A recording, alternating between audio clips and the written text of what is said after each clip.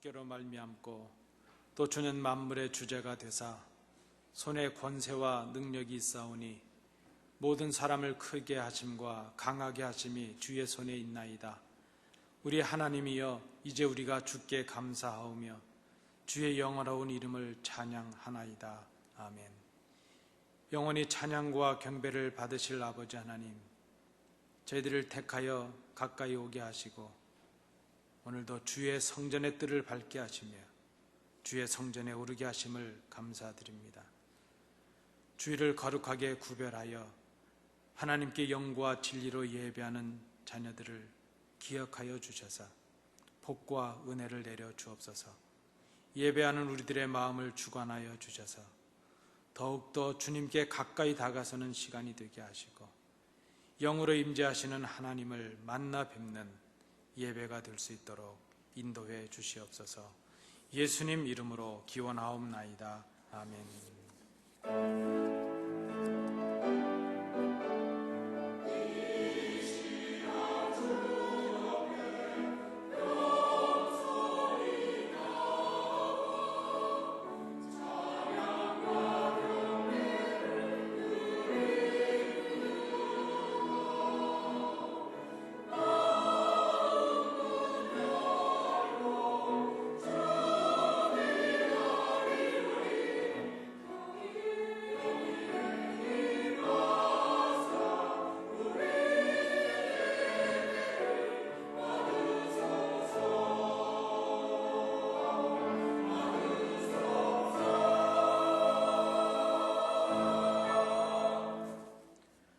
날마다 우리를 선한 길로 인도해 주시는 아버지 하나님, 저희들은 아버지를 떠나서는 한순간도 살 수가 없음을 고백합니다.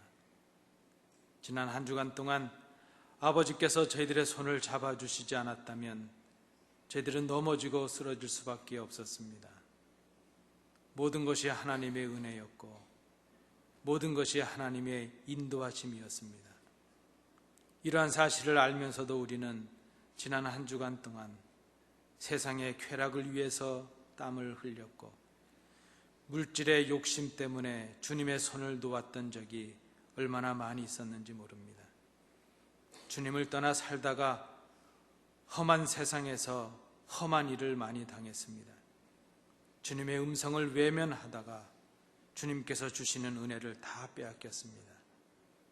탕자처럼 상처뿐인 몸과 마음을 가지고 주님의 품을 생각하며 돌아왔사오니 저희들을 불쌍히 여기사 저희들의 모든 죄를 용서하여 주옵시고 다시 한번 사랑의 그 손길로 저희들을 붙잡아 주옵소서. 이제는 아버지와 나만이 알고 있는 은밀한 죄를 인하여 묵묵히 참회의 기도를 계속드립니다.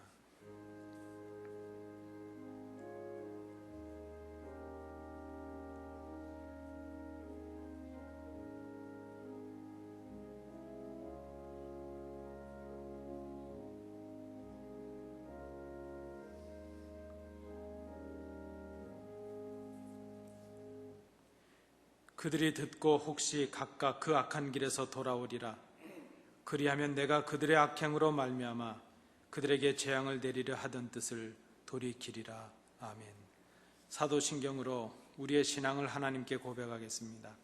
전능하사 천지를 만드신 하나님 아버지를 내가 믿사오며 그 외아들 우리 주 예수 그리스도를 믿사오니 이는 성령으로 잉태하사 동정녀 마리아에게 나시고 본디오 빌라도에게 고난을 받으사 십자가에 못 박혀 죽으시고 장사한 지 사흘 만에 죽은 자 가운데서 다시 살아나시며 하늘에 오르사 전능하신 하나님 우편에 앉아 계시다가 저리로서 산 자와 죽은 자를 심판하러 오시리라. 성령을 믿사오며 거룩한 공회와 성도가 서로 교통하는 것과 죄를 사하여 주시는 것과 몸이 다시 사는 것과 영원히 사는 것을 믿사옵나이다. 아멘.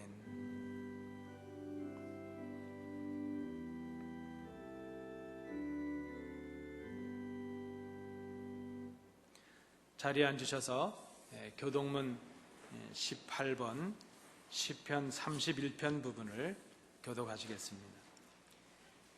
여호와여, 내가 주께 피하오니 나를 영원히 부끄럽게 하지 마시고 주의 공의로 나를 건지소서.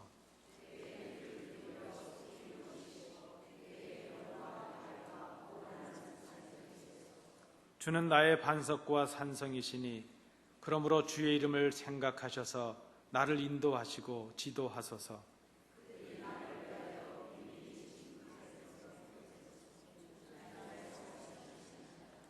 내가 나의 영을 주의 손에 부탁하나이다. 진리의 하나님 여호와여, 나를 속량하셨나이다.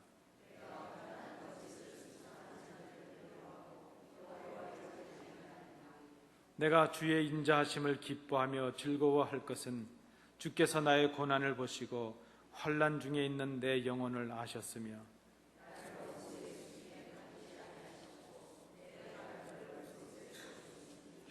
아멘.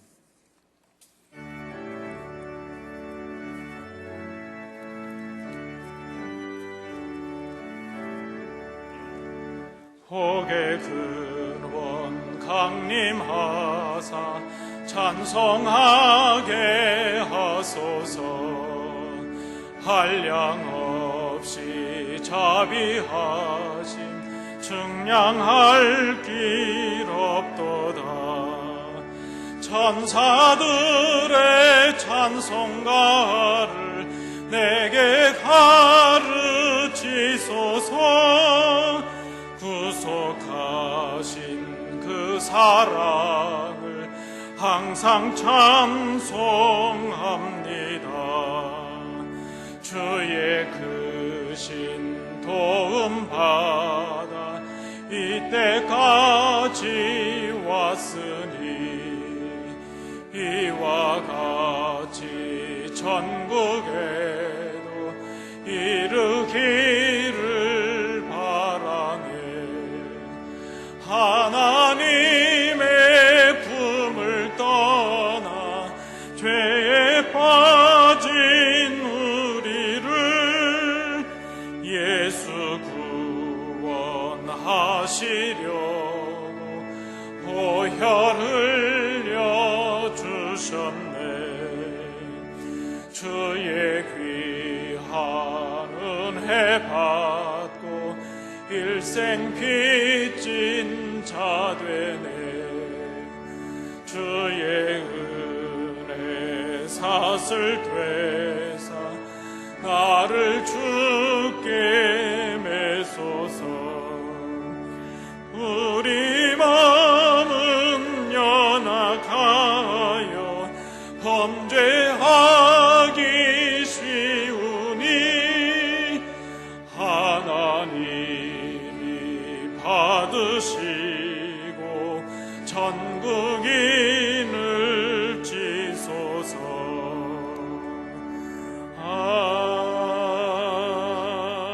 온 우주 만물과 저희 인생들을 창조하신 여호와 하나님 아버지, 독생자 예수님을 저희를 구원하시려고 십자가에 죽이시고 성령님으로 하여금 하나님의 모든 비밀하신 구원 사역을 저희에게 알게 하신 하나님의 일방적이고 절대적인 사랑의 그 큰 은혜에 감사와 찬송과 영광을 드립니다.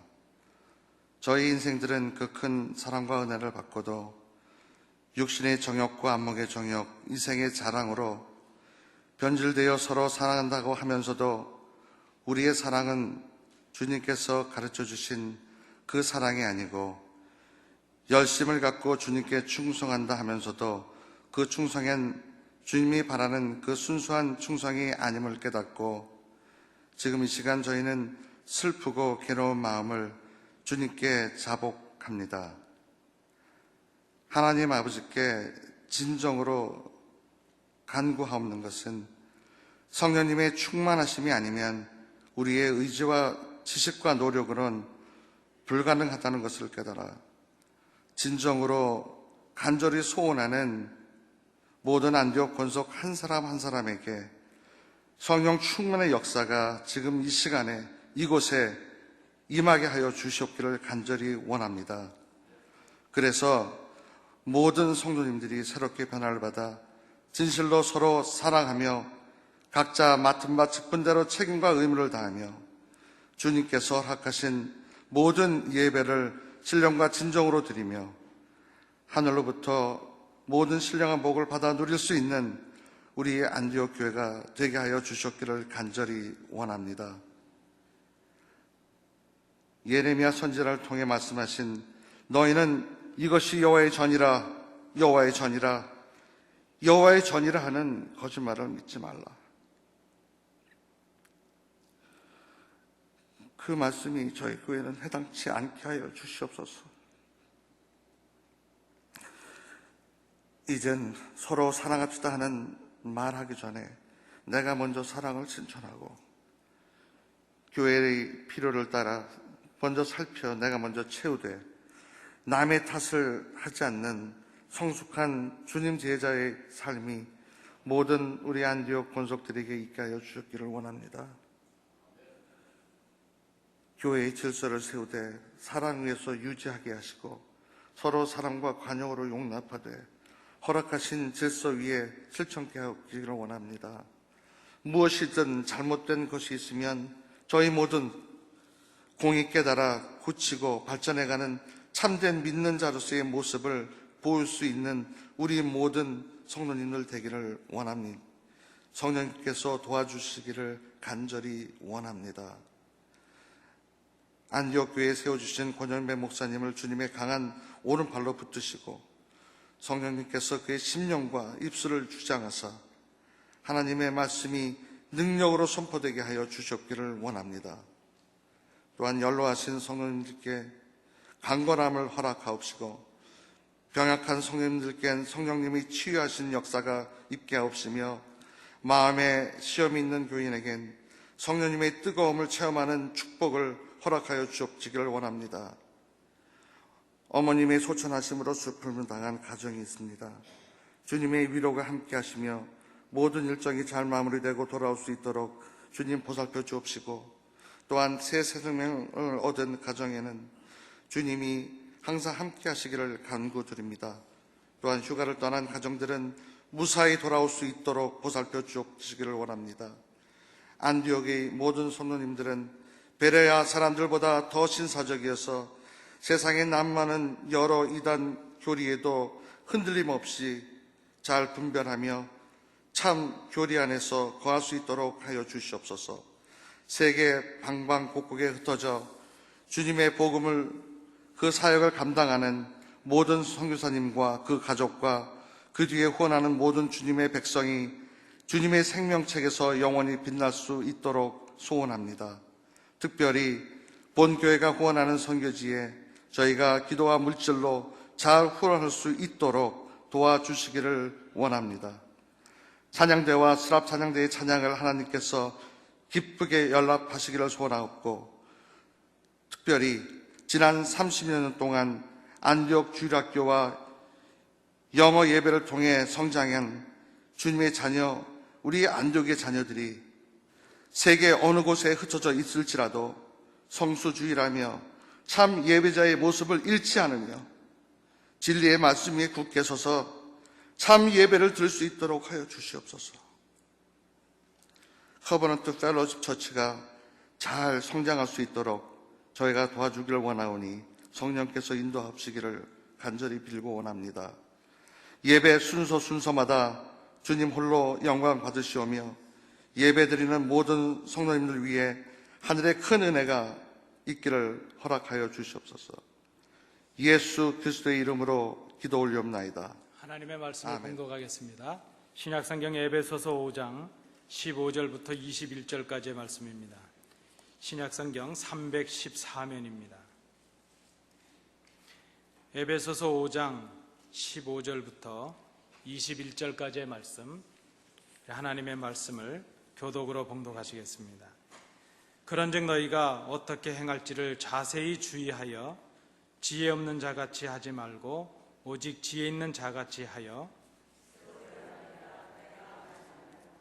그러므로 어리석은 자가 되지 말고 오직 주의 뜻이 무엇인가 이해하라.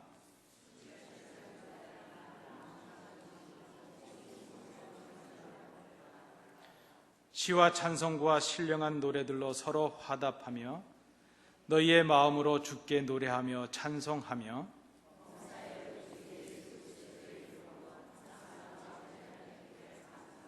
함께 보시겠습니다. 그리스도를 경외함으로 피차 복종하라. 아멘.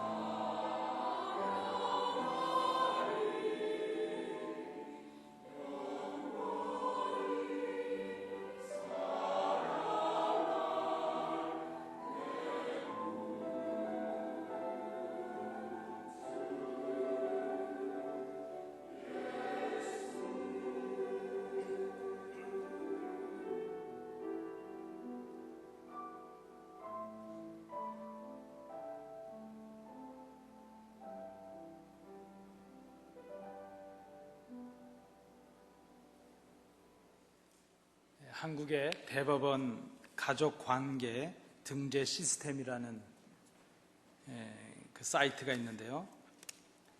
2015년 1월 통계에 의하면 최근에 태어난 신생아들의 선호되는 이름이 등재가 되어 있습니다.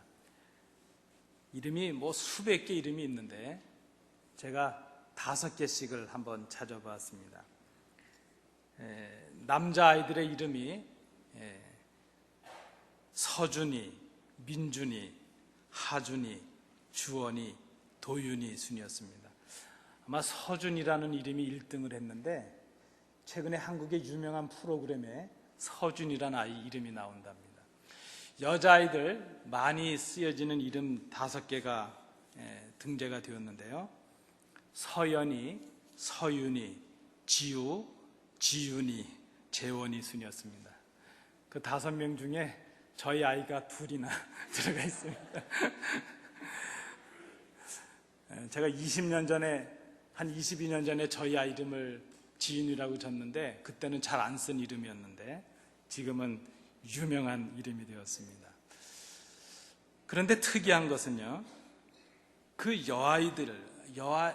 여자아이들에게 많이 쓰여진 이름 중에 지윤이, 서윤이, 지우, 거기에 공통으로 들어간 말이 지혜라는 말이었습니다. 지혜. 서인우라는 이름도 지혜 서자를 썼거든요. 지혜가 윤택해라 뭐 이런 뜻입니다. 미국은 어떨까? 제가 미국도 좀 찾아봤습니다. 우리 이번 주간에 우리 장모님 가정에 출생도 있었고 아기가 또 출산도 됐고 그래서 미국 사람들은 어떤 이름을 선호할까 제가 찾아봤습니다. 미국 이름도 수백 개인데 그중에 남자아이들 5명을 찾아봤습니다. 1등이 리엄, 2등이 노아는 기억하셔야 됩니다, 여러분. 노아. 세 번째가 메이슨, 그 다음에 이든, 그 다음에 로건이라는 이름이었습니다. 여자아이들의 이름은 엠마, 올리비아, 아바, 소피아, 이사벨라 하는 이름 순이었습니다.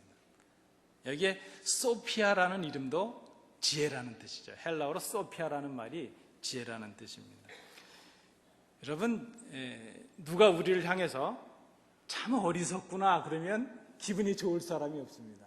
그렇지 않겠습니까? 우리는 지혜라는 말을 참 좋아해서 한국 분들은 그 여자아이들 이름에는 지혜라는 이름이 많이 들은 것 그렇게 쓰고 있는 것으로 보여집니다.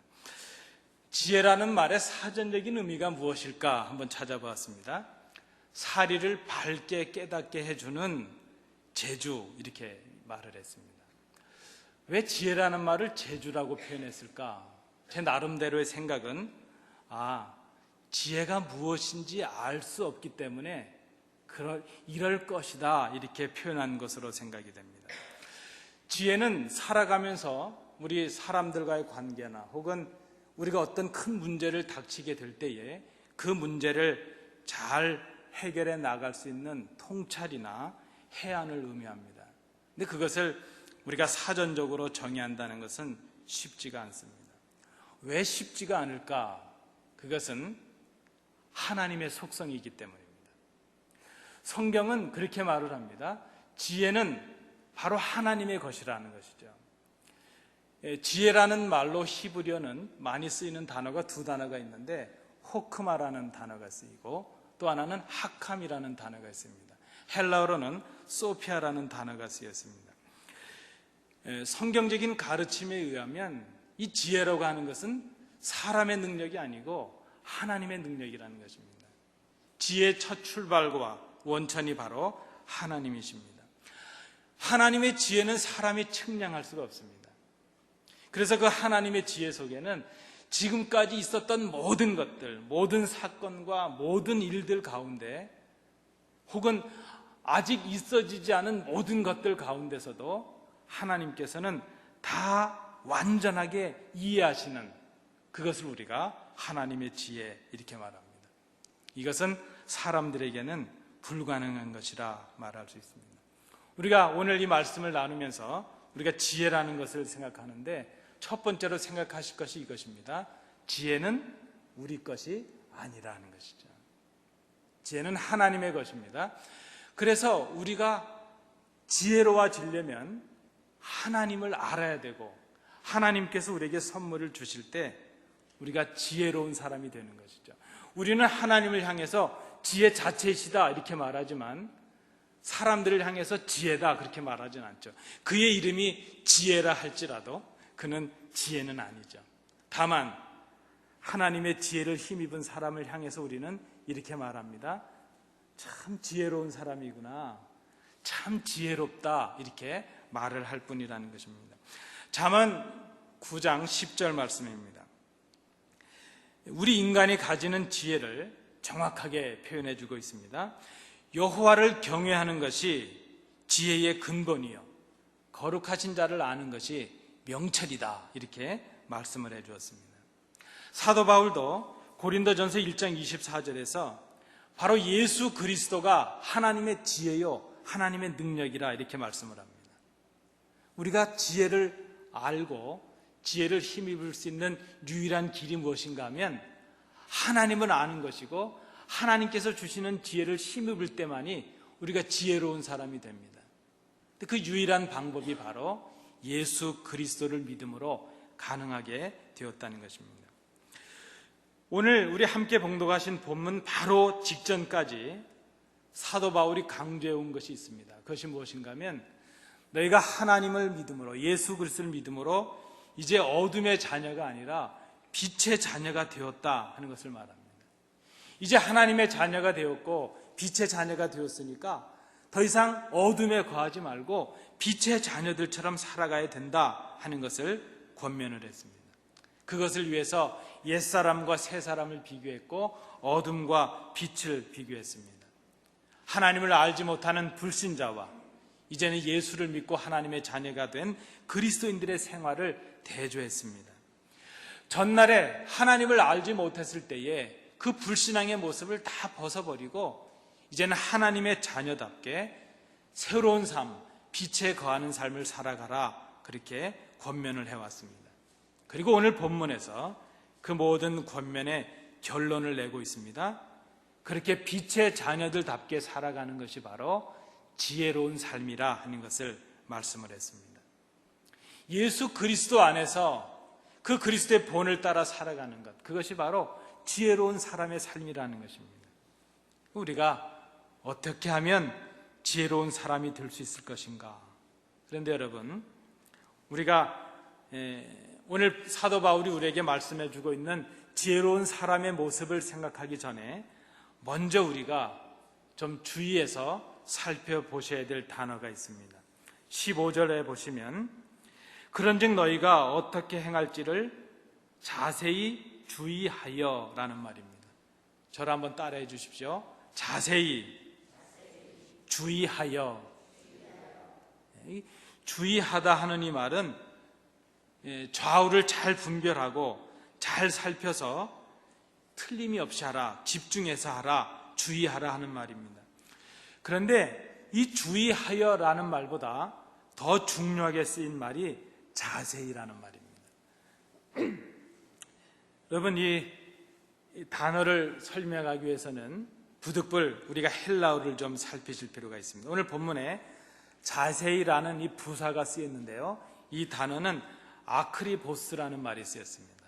여러분, 헬라어 시간은 아니지만 한번 따라해 주십시오. 아크리보스.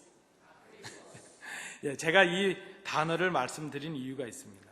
이 단어의 뜻은 엄격하게 혹은 치밀하게, 정확하게 하는 뜻이 있습니다.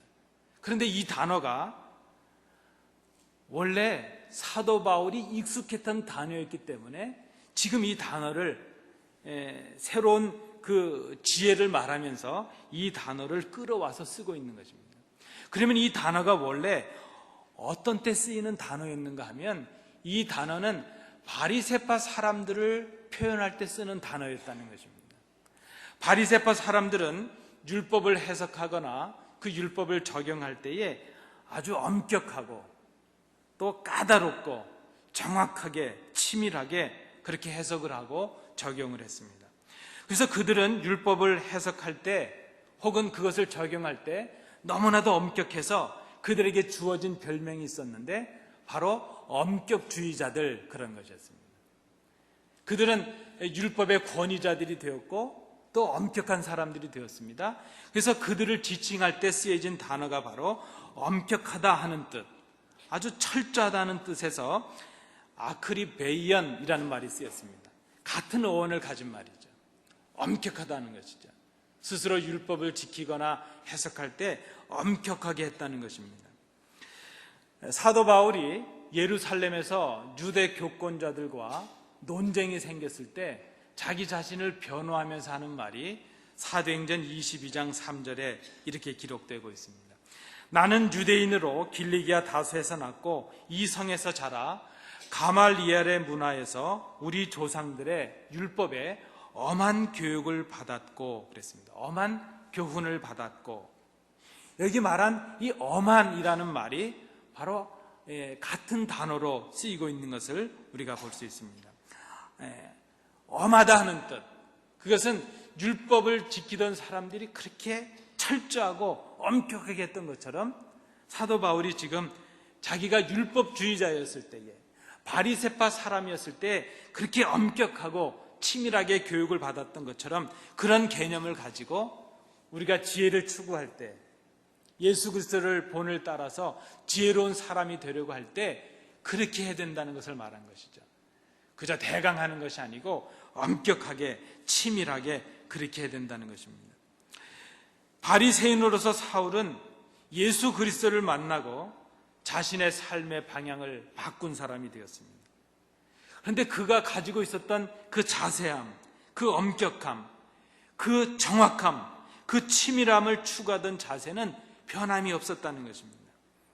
그는 그 전에 율법을 추구하던 그 엄격함을 가지고 지금 바울이 된 지금 바울로서 이제 하나님의 자녀로서 어떻게 지혜로운 사람이 될 것인가 하는 것을 생각할 때도 그렇게 엄격하게, 그저 치밀하게, 그렇게 자세하게 생각했다는 것입니다. 여러분, 우리 주변에도 보면, 우리 세상의 친구들이나 이웃들 중에도 보면 자신의 목표와 목적을 위해서 최선을 다하는 사람들이 얼마나 많이 있는지 모릅니다. 사업을 하시거나 뭘 하나 할 때도 아주 치밀하게, 아주 열심을 다해서 하는 분들이 있습니다. 하물며 그리스도인 된 우리들이 그리스도의 본을 따라서 지혜로운 사람이 되려고 한다면, 바르게 신앙생활을 하고 바른 신앙인이 되려고 한다면 어떻게 해야 될까요? 대강 해서는 안 된다는 거죠. 우리가 가끔 은혜롭게 하자는 말을 쓰는데, 여러분, 은혜롭게 하자는 말은 좋은 게 좋은 거 그런 말이 아닙니다. 은혜롭게 하는 말은 사실 두렵고 떨리는 말입니다. 그 은혜롭게라는 말을 우리가 쓰기 위해서 그리스도께서 십자가에 죽으셨습니다. 하나님께서 하나밖에 없는 아들 독생자를 이 땅에 보내주시고 우리에게 주신 그 말이 은혜롭게 하는 말이죠. 오늘 사도 바울이 우리에게 권면하는 것처럼 우리가 지혜로운 신앙인들이 되고 지혜로운 하나님의 자녀가 된다는 것, 그것은 엄격하게, 치밀하게, 정확하게 최선을 다해서 해야 되는 그런 것이라는 것을 우리가 생각해야 될 것입니다. 그리스도인으로서 우리가 지혜로운 사람이 된다는 것, 그것은 그래서 단순히 삶을 살아가는 어떤 임기 방편에 어떤 능통할 수 있는 어떤 방법을, 묘책을 배우는 것, 그것을 의미하는 것이 아니라는 것입니다. 위기를 넘어서는 특별한 기술이나 능력을 익히는 것, 그것을 의미하지 않습니다. 우리가 지혜로운 사람이 된다는 것은 예수 그리스도로 인해서 우리의 삶의 방식이 바뀌는 것을 말합니다. 우리의 삶의 태도가 바뀌는 것이요, 삶을 살아가는 동기나 목적이 바뀌는 것을 말합니다. 우리가 중요하게 생각하던 가치가 바뀌는 것입니다. 삶의 목적이 송두리째 바뀌어버리는 것, 그것을 지혜로운 사람이 되는 것, 이렇게 말했습니다. 그러면 이제 오늘 본문을 통해서 사도 바울이 우리에게 말씀해 주고 있는 그리스도인으로서 우리가 그렇게 자세히 주의해서 이루어야 될 지혜로운 사람이 되는 것, 그것이 무엇을 말하는가 하는 것을 세 가지로 생각해 봅니다. 첫째는, 저를 한번 따라해 주십시오. 세월을 아끼는 사람이 되는 것입니다. 두 번째는요, 하나님의 뜻을 분별하는 사람이 되는 것입니다. 감사합니다. 그리고 세 번째는 성령으로 충만함을 받는 사람이 되는 것입니다. 오늘 사도 바울이 우리에게 말씀해 주고 있는 지혜라는 것, 지혜로운 사람이 되는 것이 무엇이냐? 그것은 무슨 묘수를 배우는 것이 아니고 세 가지로 사도 바울이 설명을 했습니다. 그 첫째는 세월을 아끼는 사람이 되는 것입니다. 그런데 여러분, 이 세월이라는 단어가 우리가 생각하는 그 시간과는 조금 차이가 있습니다. 이 세월이라고 쓰여진 단어는 헬라어에는, 성경에 나타나는 시간은 크게 두 시간으로 우리가 나누죠. 하나는 크로노스라는 시간이 있고 하나는 카이로스라는 시간이 있습니다. 오늘 본문에 이 세월이라는 단어는 카이로스라는, 카이론이라는 단어가 쓰였습니다. 크로노스라는 시간은 어제, 오늘, 내일 이렇게 물리적으로 흘러가는 시간을 그렇게 크로노스 이렇게 말하죠. 그런데 카이로스라는 이 시간은 단순히 물리적으로 흘러가는 시간을 말하는 것이 아니라 의미로서의 해석된 시간을 말합니다. 그래서 이 카이로스의 시간은 다른 의미로 말하면 기회를 말하는 것이죠. 그래서 오늘 본문에서 세월을 아끼라 하는 이 말은 흘러가는 시간을 아껴라 그런 의미도 있지만은 더 다른 의미는 무엇인가 하면 지금 우리에게 주시는 하나님께서 주시는 기회를 놓치지 말라 하는 그런 의미가 있습니다.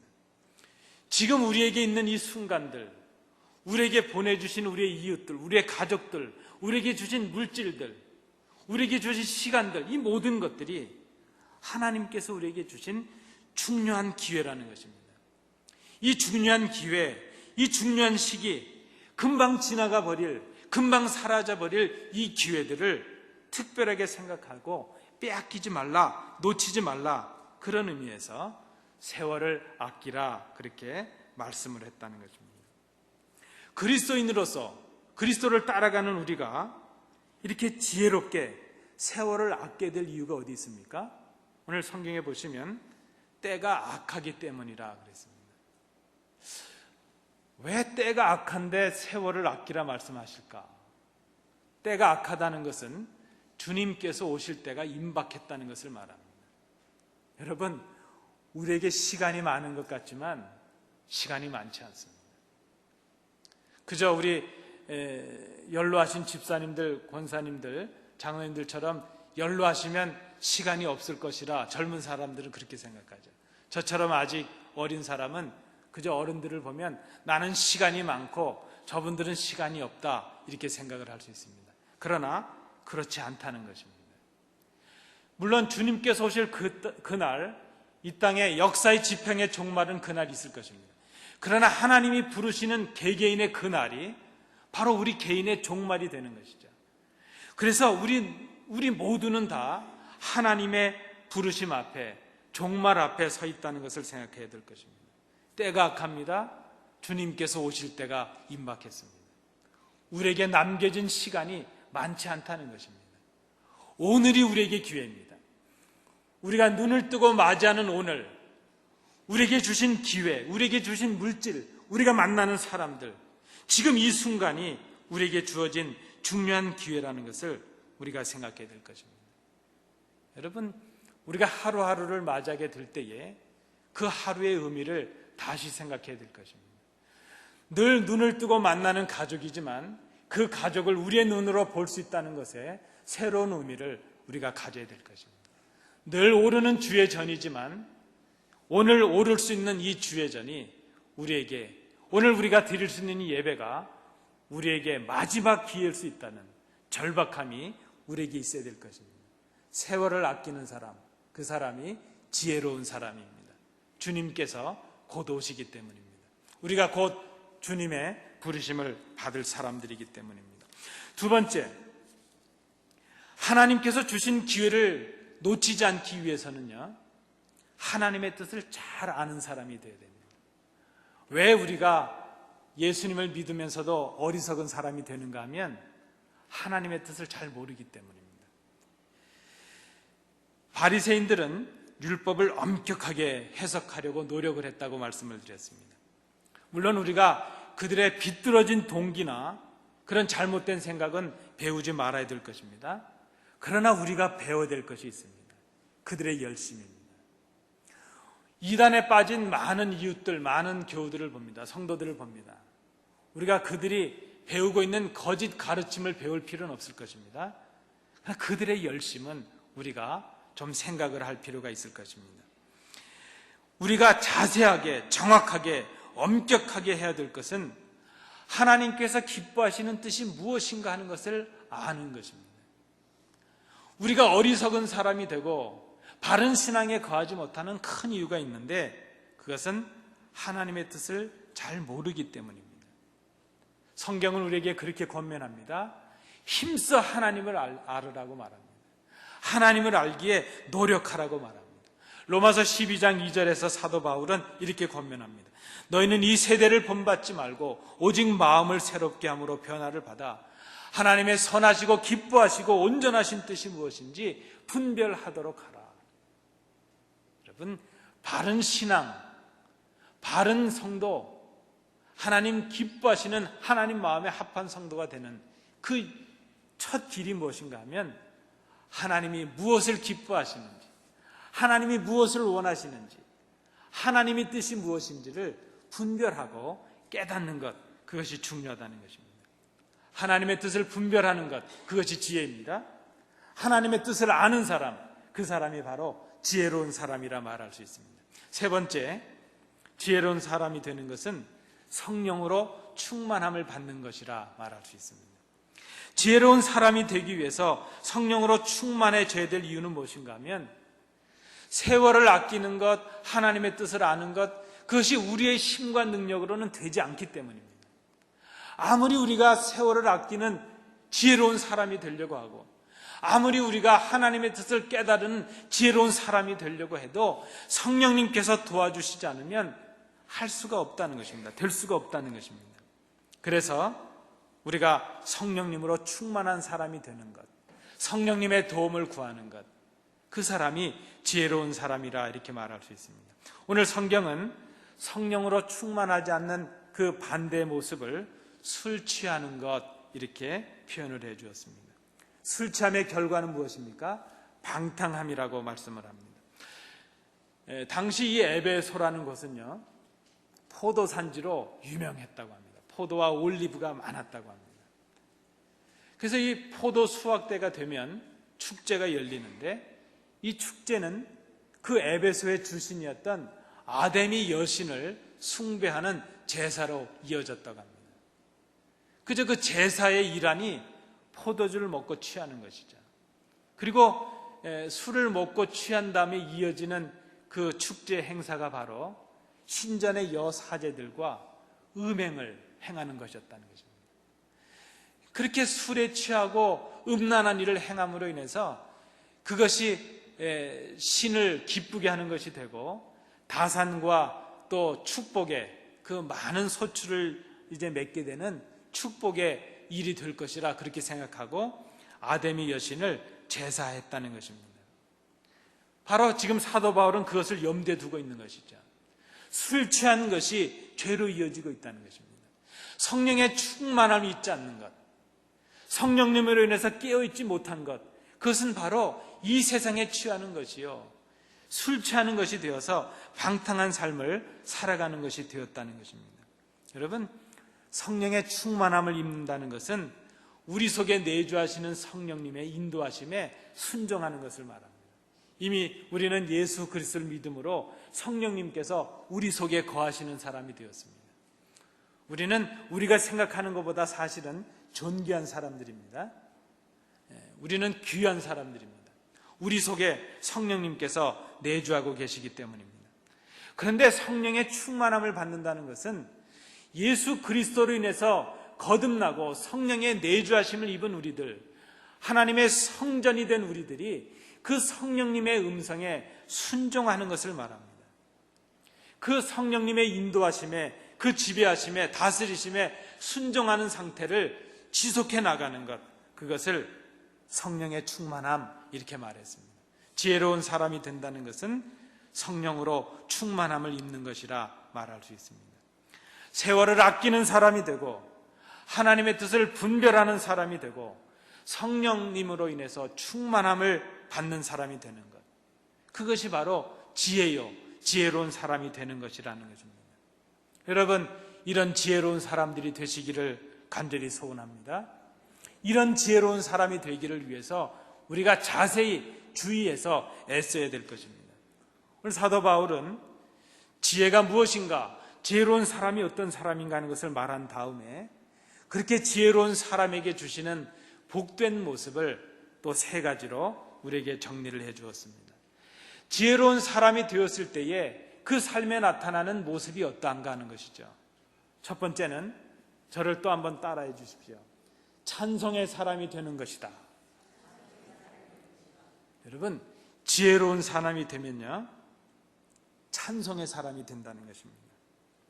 지혜로운 사람의 삶은 하나님께 찬양과 경배와 영광을 돌려드리는 예배자의 삶이 된다는 것입니다. 찬송의 삶이 된다는 것입니다. 찬양과 경배자가 되는 것, 그의 심령이 예수 그리스도가 거하시는 성전이 되는 것을 말합니다.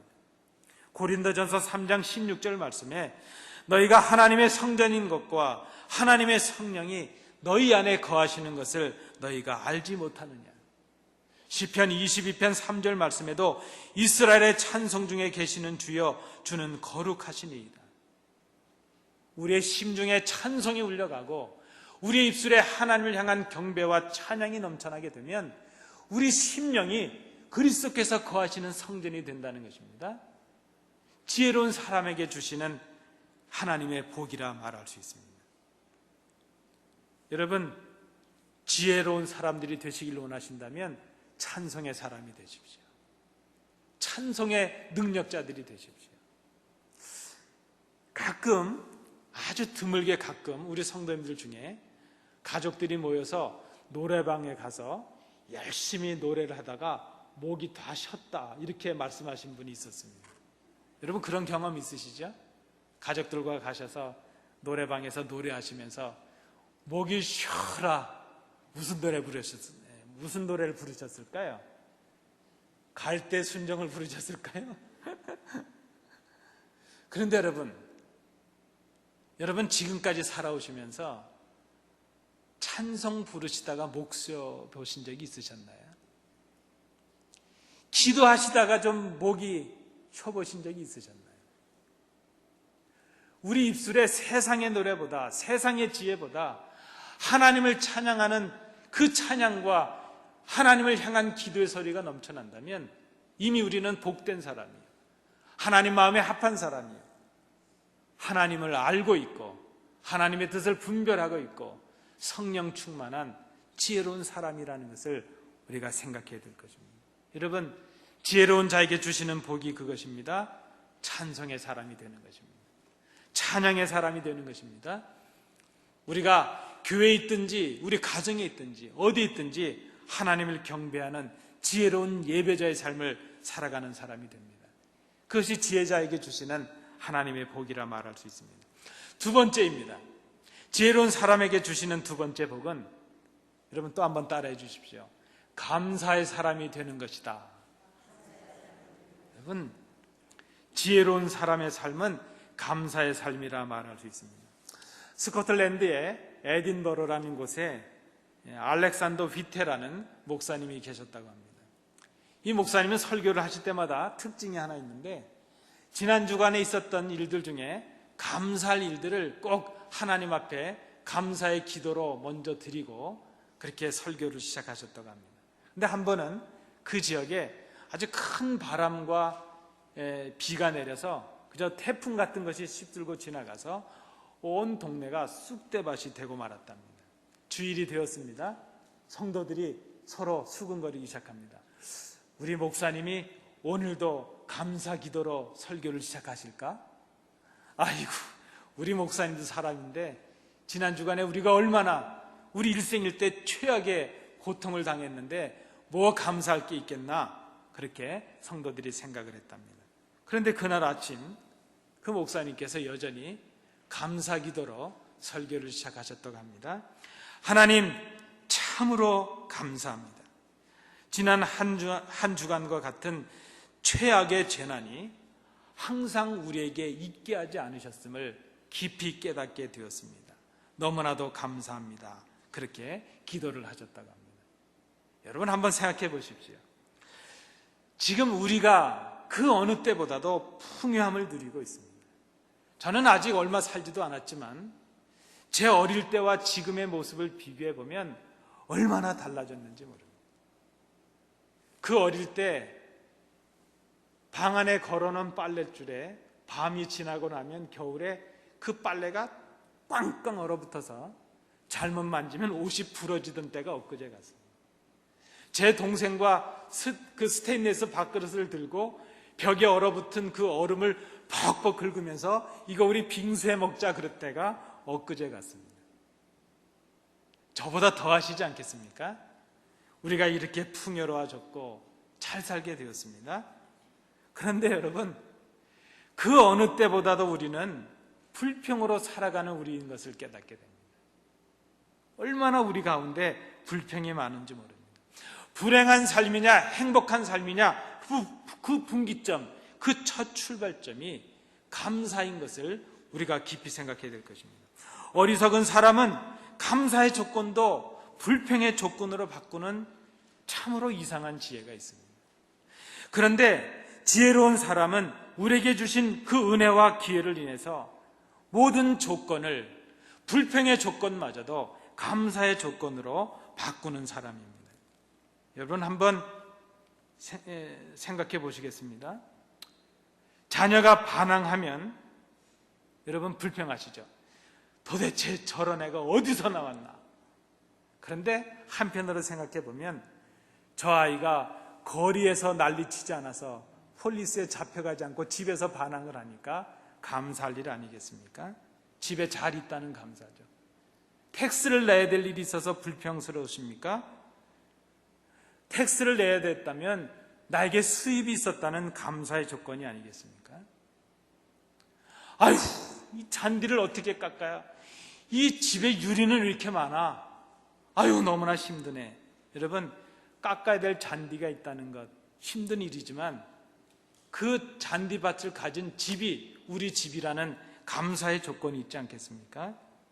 때로 어느 곳에 갔는데 주차할 곳이 없어서 멀리서 주차를 하고 오면서 입이 이만큼 나옵니다. 아이고, 사람들을 차를 다 가지고 나왔어.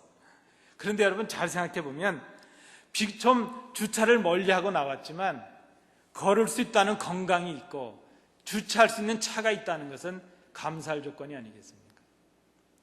어떤 부인이 남편에게 저녁에 불평을 쏟아놓습니다. 내가 그렇게 차에 가스 좀 채워놓으라 했는데 이렇게 가스를 안 채워놨냐고, 뭐 하나 하는 게 없다고 남편에게 불평을 쏟아댑니다. 근데 그날 밤에 도둑이 들어서 그 차를 훔쳐가 버리고 말았습니다. 그런데 그 차가 도둑을 맞았는데 그 차는 빼앗기지 않았습니다. 왜 그런가 하면 기름이 하나도 없어서 맨 밑에 못 가고 그 차를 놓고 도둑이 가버리고 말았다는 것입니다. 여러분 생각해 보면 다 불평의 조건입니다. 그런데 그 불평의 조건을 조금만 다시 생각하면 다 감사의 조건입니다. 그 불평 속에 하나님의 뜻이 있고 우리를 깨닫게 하시는 하나님의 인도하심이 있고 우리를 더 성숙하게 하시는 하나님의 연단이 있는 것을 우리가 깨닫게 된다는 것입니다.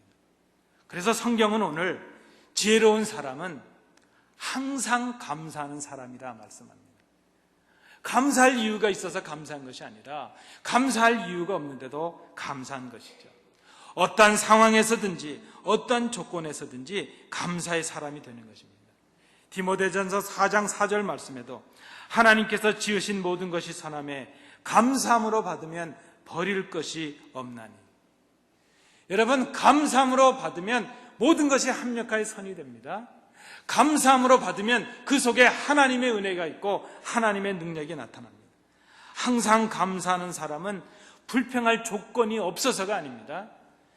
그는 항상 감사하는 사람은 불평하지 않는 사람입니다. 불평의 조건마저도 감사함으로 바꿔가는 사람입니다. 성경은 그런 사람을 지혜로운 사람이라 이렇게 말합니다. 그는 조건으로 인해서 감사하는 것이 아니라 존재로 인해서 감사합니다.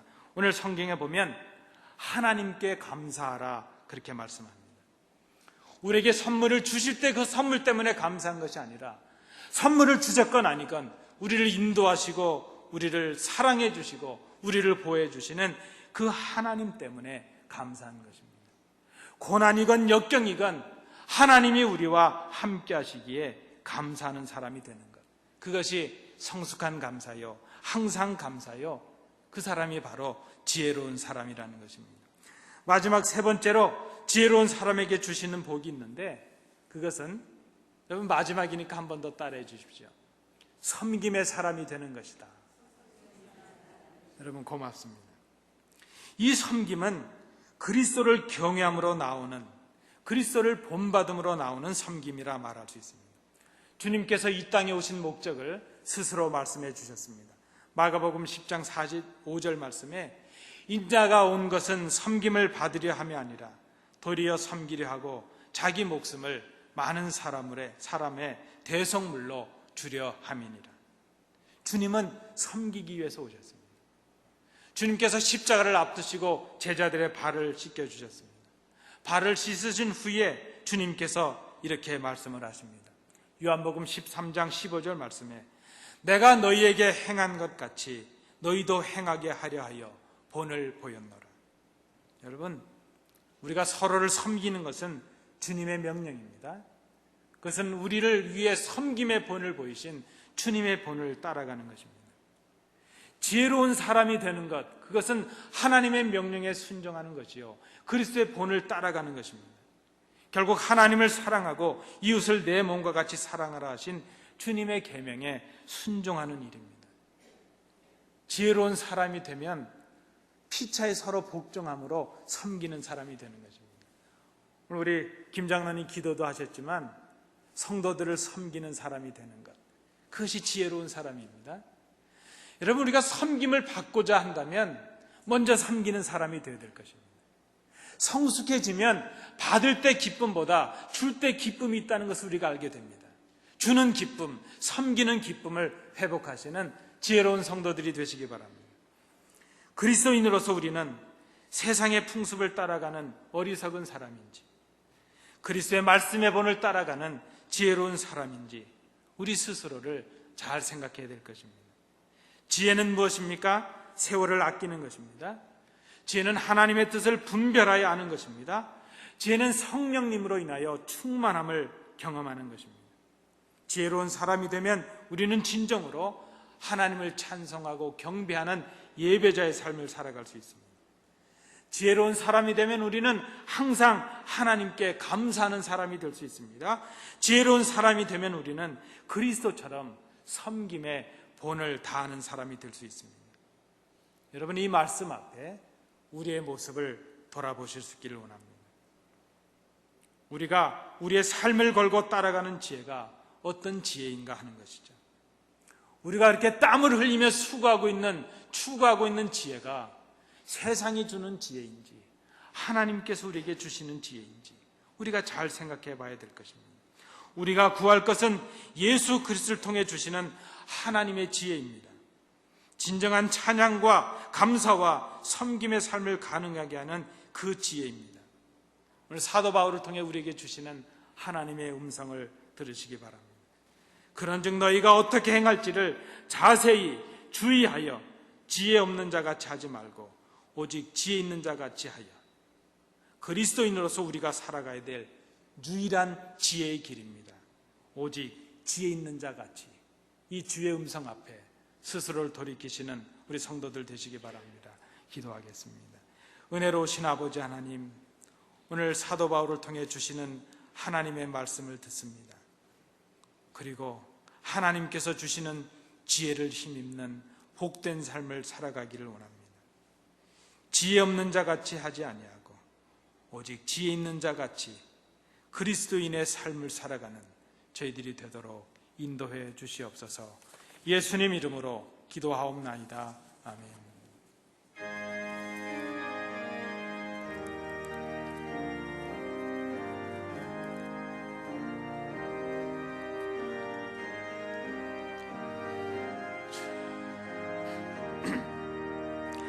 내 맘에 주 소망 되소서. 주 없이 모든 일 헛되어라. 밤에나 낮에나 주님 생각, 잘 때나 깰 때 함께 하소서. 지혜의 주여 말씀으로서 언제나 내 안에 계십소서. 주는 내 아버지 나는 아들, 주 안에 내가 늘 함께하네. 세상의 영광 안 보여도 언제나 주님은 나의 기억. 주님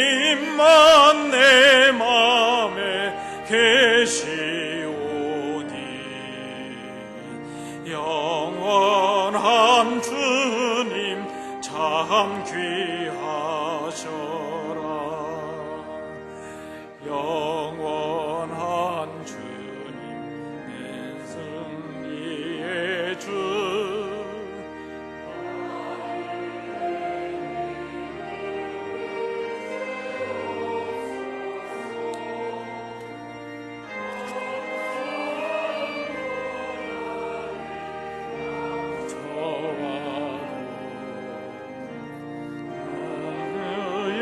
주여 소망 되소서. 아멘. 은혜가 풍성하신 아버지 하나님, 오늘 저희들을 주의 전에 이끌어 주시고 예배자로 서게 하심을 감사합니다. 아버지 앞에 예배하는 자가 바로 지혜로운 자요, 아버지 앞에 감사하는 자가 지혜로운 자요, 성도들을 아름답게 섬기는 자가 바로 지혜로운 자인 것을 저희들이 생각합니다. 오늘 주신 말씀을 기억하며 저희들이 결단하며 우리에게 주신 물질의 일부를 구별하여 아버지 앞에 드립니다. 우리의 마음과 중심도 함께 드려니 받아주셔서 이 땅을 살아가는 동안 물질의 노예가 아니라 오직 우리의 주인이신 하나님을 바라보며 그 뜻을 분별하며 참 지혜롭게 살아가는 저희들이 될 수 있도록 인도해 주시옵소서. 이 물질의 하나님 나라와 영광을 위하여 아름답게 쓰여지는 예물되도록 구별해 주시며 드린 손길들을 복되게 하셔서 그 기업과 가정 위에 하나님의 크신 복을 더하여 주시옵소서. 은혜를 감사드리며 예수님 이름으로 봉헌 기도하옵나이다. 아멘. 감사합니다. 자리에 앉으시겠습니다.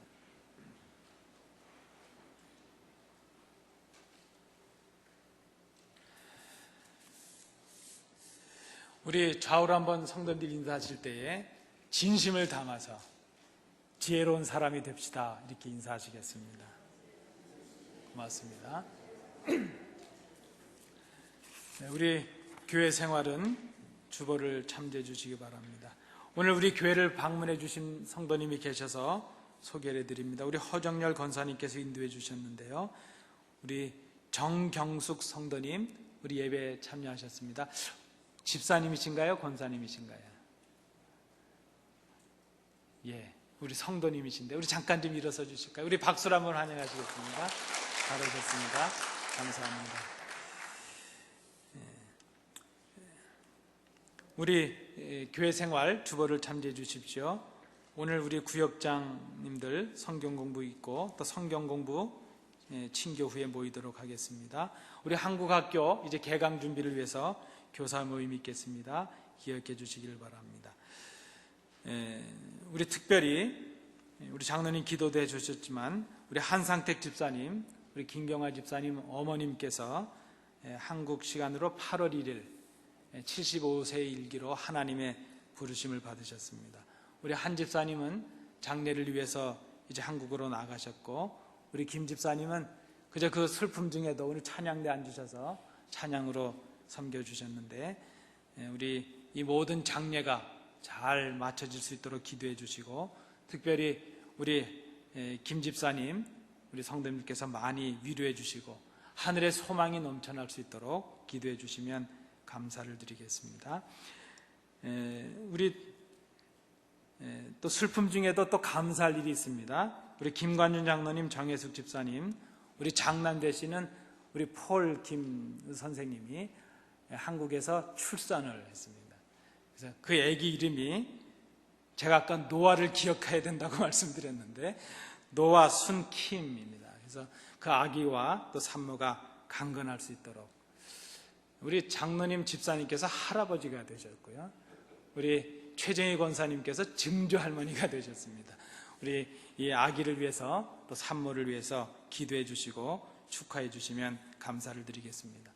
또 감사할 일이 있는데, 우리 김영신 권사님 수술 받으시고 석 달 넘게 간병하시고 또 치유받고 계셨는데 오늘 두 다리로 걸으셔서 주의 전에 오르셨습니다. 우리 권사님도 그러하시고 그동안 옆에서 간병하시느라고 우리 성집사님도 너무 애를 쓰셨는데, 우리 교회 오시는 게 박수 받으실 일은 아니지만 그러나 그동안 수술 잘 받으시고 건강한 모습으로 오셨는데 우리 박수로 한번 환영하시겠습니다. 감사합니다. 고맙습니다.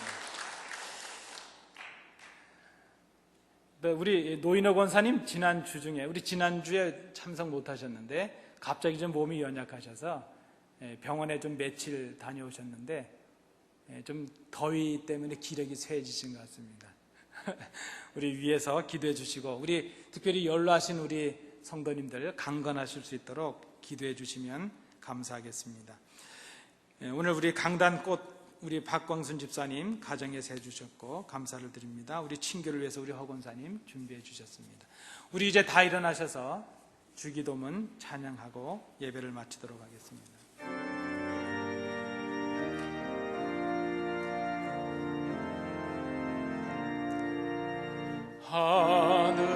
하늘에 계신 아버지 이름 거룩하사 주님 나라 임하시고 뜻이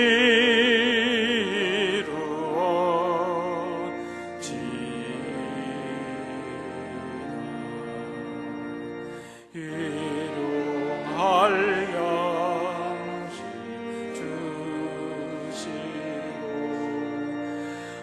우리들의 큰 죄 다 용서하시고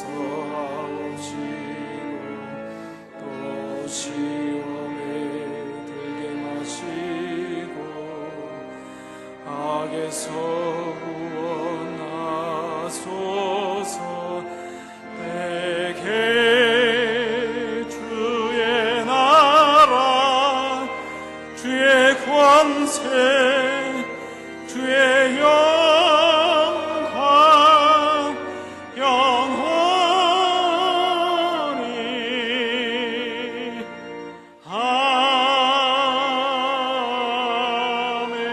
아멘. 은혜가 풍성하신 아버지 하나님, 귀한 성도님 이제 교회를 방문하시며 함께 예배할 수 있도록 인도해 주셔서 감사를 드립니다. 지금까지 그의 삶을 인도해 오셨지만 앞으로 남은 삶이 아버지 앞에서 지혜자의 삶이 되게 하시고 늘 감사의 조건이 넘치는 삶이 되게 하셔서 성령 충만한 삶으로 하나님 마음에 합한 자의 삶을 살아가는 복된 성도가 될 수 있도록 인도해 주시옵소서. 우리 연로하신 어머님들 강건하신 모습으로 주의 전에 오를 수 있도록 인도해 주셔서 감사를 드립니다.